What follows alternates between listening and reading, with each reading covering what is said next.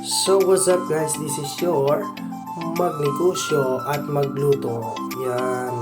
So ang recipe natin o ang menu natin ngayon ay crab aliggy paste. So follow for more. So unang ingredients natin ay aliggy syempre. Yan, 1 kilo po yan, fresh from the farm. Binili ko yung kay Ma'am Alcea Pineda. Yan. Yan, 1 kilo yan binili ko. Bali, 220 yan, 1 kilo. Yan. Unang ingredients natin ay siling mahaba, sibuyas, sibuyas, aswete, bawang, 2 bawang, pepper, black pepper pa yan ha, black pepper, sugar and salt, so rock salt, and MSG or vitsin, oyster sauce, at pink salt or curing salt or Himalayan salt, yan po. So may trivia ako dyan mamaya sa Himalayan salt na yan o sa pink salt or curing salt na yan. So ito yung ingredients natin. Tignan mga igi at ilista nyo na po yung mga ingredients natin. Hindi po ako naglagay ng luya kasi ayaw ng anak ko. So yung ingredients na yan para na sa anak ko. So nagdagdag pala ako ng mantika. So ang mantika na yan is 19 ml. Tapos yung suka o vinegar is 20 ml. So yung mantika hinati ko. So gagawa tayo ng aswiti oil. Yung mantika kanina hinati ko yun. Bali 90 ml yun. Hinati ko 45 kasi yung isa, yung kalahati nun, ipangisa natin. So yun na nga, yan yung sweetie oil natin. Huwag po natin lutuin ng maigi kasi papait yan pag niluto talaga natin. So half cook siya para makagawa tayo ng oil. So kinahid ko na yung sibuyas. Sibuyas muna yung kinahid natin. Yan, pipino natin. So medyo nangiyak-ngiyak ako dyan kasi medyo masakit na sa mata. So yan, yan na muna. And tinatag ko siya ng maayos, tapos i-blender ko yun siya mamaya kasama yung bawang kasi para mas maganda yung textures. Yan yung bawang natin, nilalatan ko muna. Medyo mabilisan lang kasi first time natin gumawa ng ganitong vlog or ganitong content. So paki-support na lang po sa mahilig magluto at magnegosyo. Yan.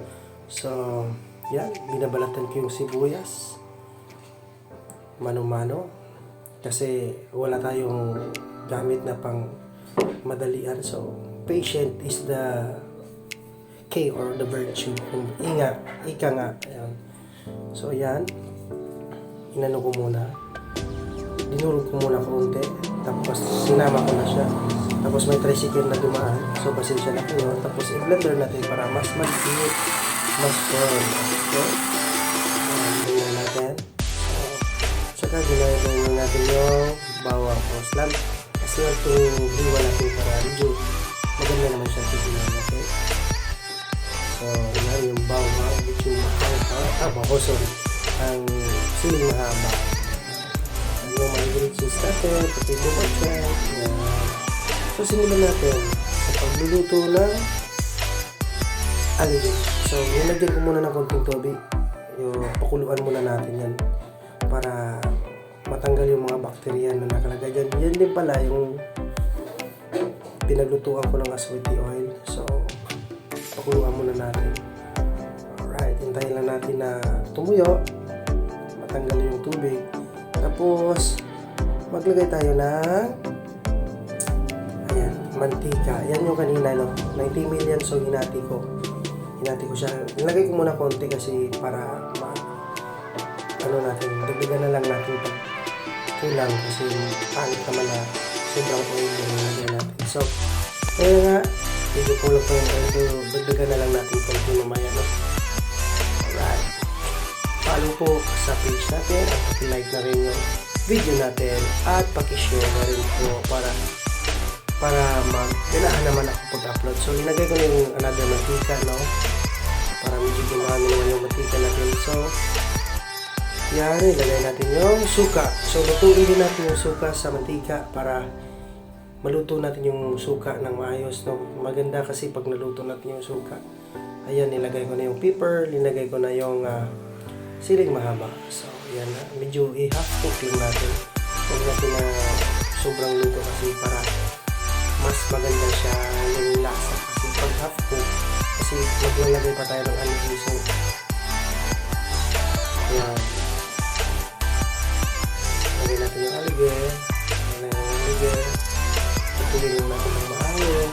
Masarap at mahinahon at matiwas ay para isang minuto natin at gaganahan naman yung mga bibili ng luto natin. No? Ibibenta natin siya mamaya. So magko-costing tayo mamaya. Magkano yung nagastos natin, lahat-lahat. Tapos kung magkano yung profit natin. So yan na nga. Haluin lang ng maayos. Haluin lang ng mabuti. Yan. Haluin ng mabuti kasi yung iba dyan medyo nag-ice-ice pa kasi frozen yan nung binili ko. So yun na nga. Medyo tiis-tiis lang muna konti. Yan yung aswiti oil natin. Nilagay na natin yan. So yung kanina, yan yung una. Tapos yung mayroon pa ako doon natira sa pangalawa dahil sinala ko yun ng maayos yung isa. Alright. Yan. Haluin lang natin para mag pare-parehas lahat yung kulay. Okay? Hindi ako gumamit ng food color kasi mas sanay ako lang gumamit ng aswete. Yan. Kasi pag aswete kasi parang natural way kumbaga. Maganda naman yung food color pero mas gusto ko lang yung aswete. Alright. Medyo matagal-tagal yung content ko na to, yung vlog ko na to. Medyo, at saka first time ko, no? So, this is our first video sa content natin. At magko-costing tayo, susuma tayo kung magkano yung tutubuin natin sa 1 kilong crab aligi paste. Yun. So yun na nga, nilagay ko na yung pangalawang sala ko ng aswiti oil. Yung aswiti oil, yan din yung ginagawang sauce minsan sa mga barbecues, mga chicken inasal. Yan. Tapos magtimpla na po tayo ng panlasa. Huli po yung panlasa natin para ma-adjust natin po yung taste bud natin, okay? So linagay ko na yung oyster sauce. Hinalo-halo ko na ng mabuti. Ilagay na rin natin yung MSG or bitsin. Haluin lang natin ng mabuti. Yan. Haluin natin ng mabuti para pantay yung taste natin, no? So yan. Medyo matagal-tagal yung vlog natin. Pasensya na kayo, ha. Ayan. Pagkatapos yan, hintayin lang natin na kumulo para mag-melt naman yung ingredients na linagay natin. So, linagay ko na yung sugar. Yung measurement ng ingredients natin, nandyan po sa costing natin mamaya. Ilalagay ko na lang doon. Ayan. Haluin lang natin ng mabuti para mas maganda, mas maginhawa. And patience is a virtue. Alright, tikman natin. Tikman natin kung medyo maalat ba. So maglagay tayo ng asin kasi medyo matabang. Dagdagan na lang natin kung kulang pa, diba? Tapos ilagay din natin yung Himalayan salt or pink salt or curing salt. Ilagay natin yung konti-konti lang. Lagay muna tayo ng konti, no? Kasi baka masobrahan sa paglagay, maging maalat yung luto natin. Nga pala guys, ako kasi pag naglagay ko ng asin, inuhuli ko yun lagi tapos paunti-unti lang kasi. Yung iba kasi, diretso lagay. So, hindi mo, after siya maluto, hindi mo alam kung mapait o baga. Kaya ko inuunti-unti para malaman ko kung gaano na siya katabang at gaano na siya kapait, no? Para ma-adjust natin. Alright, so dinaglag ko na nga pala yung another curing salt kasi medyo matabang pa siya. Pero okay na siya, yan. So yun na nga, naluto na siya. Nilagay ko sa malinis na plastic bowl. Kasi dyan sa plastic bowl, yan lang kasi yung available sa akin. Kaya dyan ko na lang nilagay. Pasensya na kayo. Pero malinis po yan kay plastic bowl yan. Alright, so yan na po. Atin na pong titimbangin para pantay-pantay sa plastic bottles na binili ko sa merkado o sa palengke. So, sa kada timbang yan ng plastic bottle na yan is 200 grams yan. 200 grams tapos pinasumbrahan ko ng konti kasi may plastic bottles pa tayo na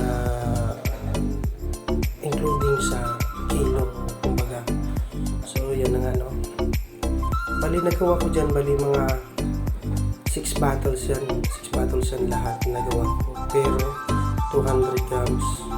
So, nadagdagan kasi may mga ingredients kasi tayong nilagay kaya medyo dumami siya. Dapat ano lang, 5 lang dapat yun kasi 1 kilo 1,000 grams. Tapos may pasobra pa sa siguro may pasobra pa sa kilo minsan. So nung nilagay ko siya kasi medyo nag-a-ice pa, nag-yellow pa. So tapos nagdagdag pa ako ng ingredients. So bali naging 6 siya per 200 grams. Ayan na nga, nilagay ko na. So may natirang konti, yung tinanggal ko lang yung mga balat-balat ng crabs kasi naniwan kasi na balat ng crabs. So hindi ko na siya sinama. Ayan. Tsaka inulam ko na rin yan, masarap din pala. So masarap siya, mas masarap talaga.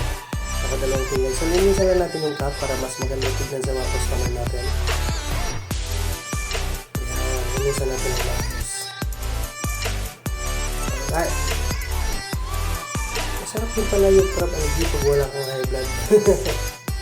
Alright, so tapos na. Ito na yung finished product natin. Ayan, finished product po natin yan. Ayan.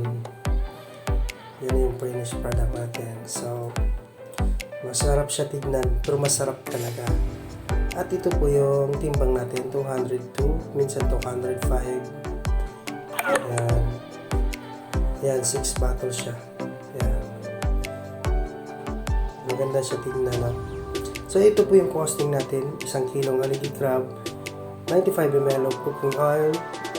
Yan, basahin nyo na lang mamaya, i-stop ko na lang. At ito yung trigger natin sa